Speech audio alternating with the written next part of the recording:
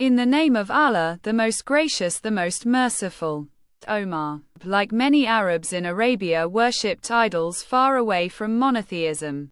Besides, he was one of the bitterest enemies of Muslims who hosted enmity, that no Muslim could imagine that such a person would later on, in a few years, time become the second caliph.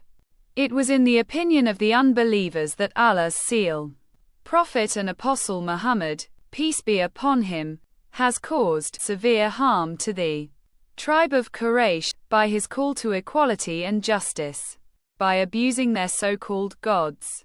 Hence, Omar was influenced by that ideas and wrong impression, and those false consequently filled with both hatred and anger against Prophet Muhammad, peace be upon him. Therefore, he took his sword and went to seek Allah's Prophet and Apostle to kill him. However, Prophet Muhammad, peace be upon him, was immunized by Allah, glory be to him, against his enemies.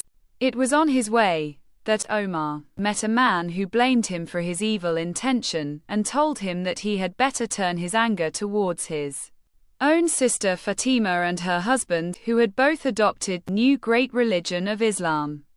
Hardly had he received that sad surprise when he was outraged and hurried to his sister's house, where she, her husband and a guest were reciting the Holy Quran.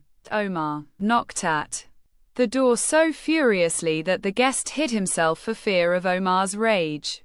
Immediately on hearing the knock, Fatima opened the door for her brother, who furiously dashed into the house, sprang upon his brother-in-law and knocked him down. Fatima tried to stop her brother, but his blows struck at her face so heavily that her cheeks bled.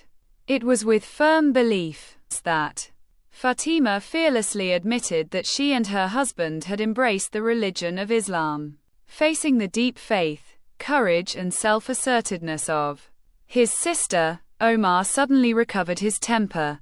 He asked his sister to hand him the sheet which she had been reading. However, she refused, saying that she would not give it to him unless he washed and purified himself. He submitted to her request, then she handed him the sheet.